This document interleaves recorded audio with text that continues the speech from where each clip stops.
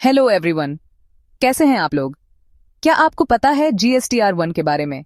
क्या due date होती है और क्या एप्लीकेबिलिटी होती है? अगर आप बिजनेस करते हैं या करना चाहते हैं तो जीएसटी समझना बहुत जरूरी है। जीएसटी थोड़ा डिफिकल्ट लगता है, पर हम आपको सिंपल और इजी लैंग्वेज में बताएंगे जीएसटी के बारे में। अगर अभी तक आपने एडवाइस ब्रेन को सब्सक्राइब नहीं किया है तो सब्सक्राइब करना मत भूलना। और यह हमारी जीएसटी की स्पेशल सीरीज चल रही है जिसमें हम डेली 3 वीडियोस लेकर आते हैं। और आज हम आपको बताने वाले हैं what is GSTR1 filing, due date, format, late fees, eligibility and rules. और अगर आपने हमारी पुरानी वीडियोस नहीं देखी हैं तो जरूर देखें। तो चलो बिना आपका टाइम वेस्ट किए शुरू करते हैं और वीडियो को लास्ट तक देखना ताकि आपको अच्छे से समझ आ जाए। तो चलो शुरू करते हैं।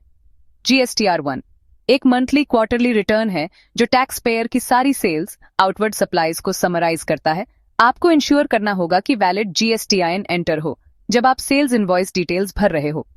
अब बात करते हैं who should file GSTR1। Her registered person को GSTR1 फाइल करना जरूरी होता है, चाहे उस पीरियड में कोई ट्रांजैक्शंस ना हो।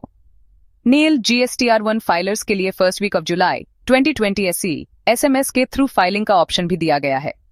यह लोग GSTR1 फाइल नहीं करते। 1.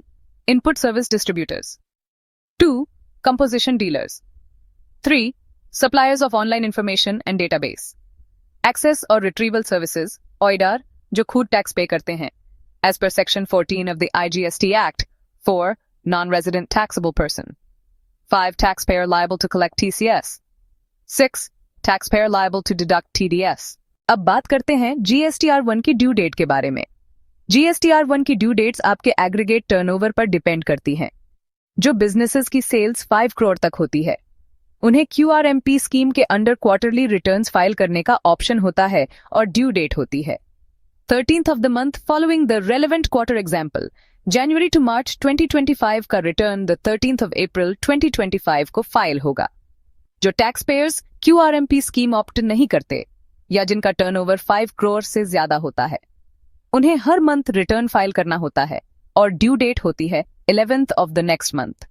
एग्जाम्पल, जनवरी 2025 का return the 11th of February 2025 को फाइल होगा।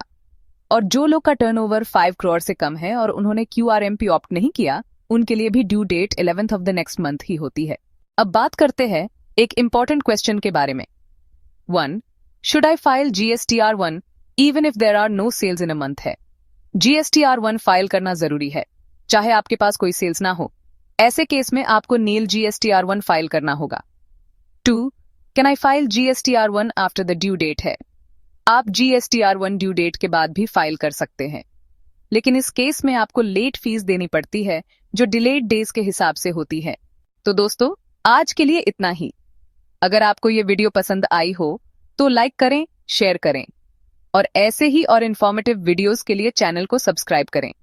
और अगर आपका कोई भी डाउट हो तो आप कमेंट कर सकते हैं या फिर हम कांटेक्ट कर सकते हैं। Thank you and have a nice day.